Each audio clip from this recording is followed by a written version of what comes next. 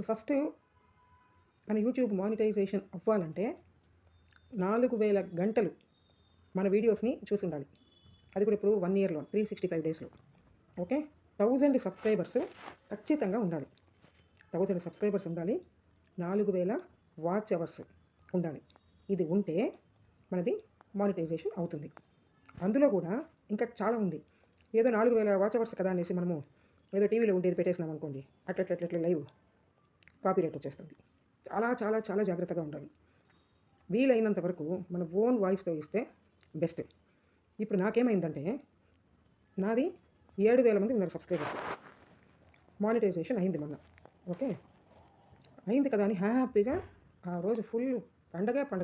Monetisation అయిపోయింది, ఇంకా డబ్బులు వచ్చేస్తుంది అనేసి. సరే, వాడు మనకు మానిటైజేషన్ అయింది, మనకు మెయిల్ వస్తుంది, you are welcome to YouTube partner అని వస్తుంది. ఇంకా దాని ప్రకారం మనము ఫాలో అయిపోయినామంటే అప్లై అని వస్తుంది. దానికి అప్లై చేసినాను. ఆ రోజు నైట్ హ్యాపీగా నిద్రపోయినాను. ఇంకా మానిటైజేషన్ అయిపోయింది, ఇంకా రేపటి నుండి మనకు డబ్బులు అని. నెక్స్ట్ డే ఏమొచ్చిందంటే మెసేజ్, మీది రీయూజ్డ్ కంటెంట్ కాబట్టి మానిటైజేషన్ క్యాన్సల్డ్ అని వచ్చింది. దానికి ఏం చేయాలి? ఇప్పుడు మనకి రీయూజ్డ్ కంటెంట్ అని వాడు చెప్పినప్పుడు అసలు మనము 100 వీడియోస్ పెట్టింటాం, అవునా?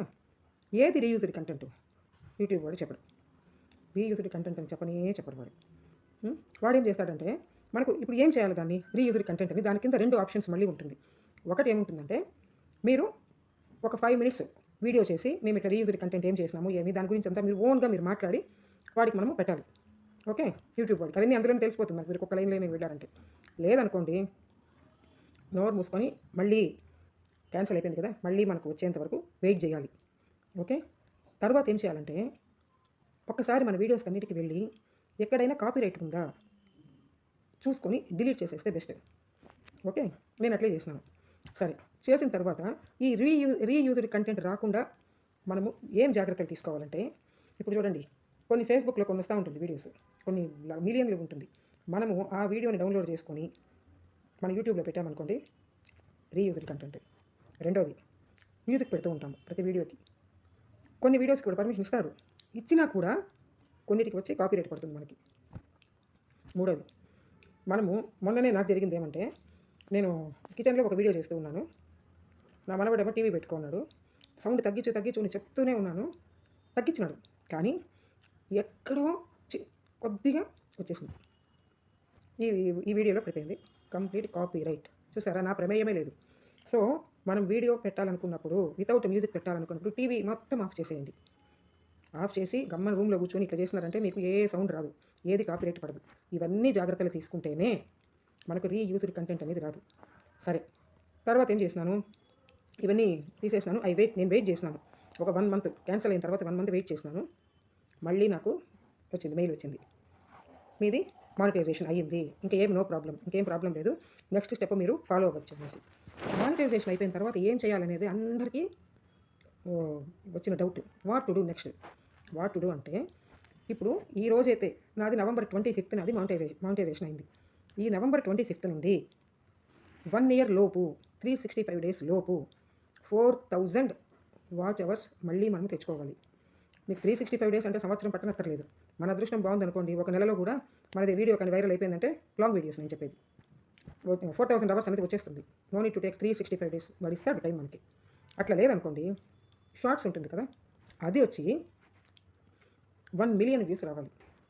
వచ్చిందనుకోండి, అప్పుడు కూడా అది వచ్చిన తర్వాత ఈ రెండిట్లో ఏదొకటి వచ్చినా కూడా మనకు మెసేజ్ వస్తుంది మళ్ళీ.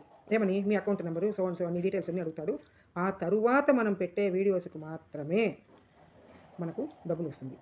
అంతవరకు మనము ఓపికగా ఉంటేనే ఈ యూట్యూబ్ నుండి మనం డబ్బులు సంపాదించుకోవచ్చు. ఇప్పుడు నాది సెకండ్ ప్రాసెస్లో ఉంది. అంటే ఈ 4000 అవర్స్ నేను రీచ్ అవుతానా, లేకపోతే షార్ట్స్లోనే 1 మిలియన్ 100 lakhs వ్యూస్ నాకు వస్తుందని. ఇప్పటి వరకు నాదేమైందంటే, లాంగ్ వీడియోస్లో జస్ట్ 6 అవర్స్ మాత్రమే ఉంది. ఏంది? 4000 అవర్స్లో. అదే షార్ట్స్లో అయితే 100 lakhsకి 39 lakhs వ్యూస్ వచ్చేసింది నాకు.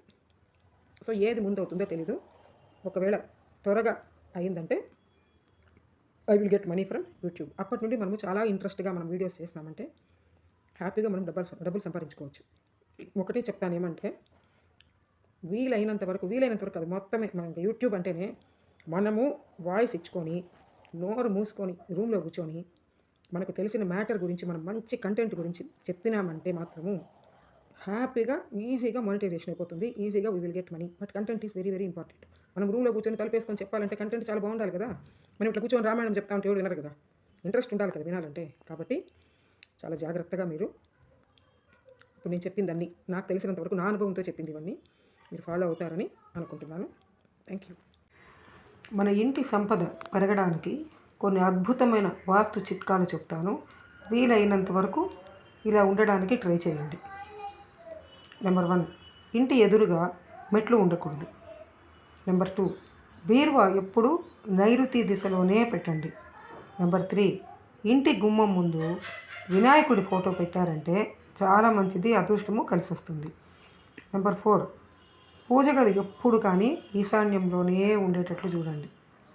నెంబర్ 5, తర్వాత ఈశాన్యంలో మొక్కలు ఉండరాదు. చాలామంది వంటింట్లో చెట్లు పెట్టుకుంటూ ఉంటారు, చిన్న చిన్న మొక్కలు అస్సలు ఉండకూడదు. నెంబర్ 6, వంటగదిలో పూజ గది ఉండరాదు.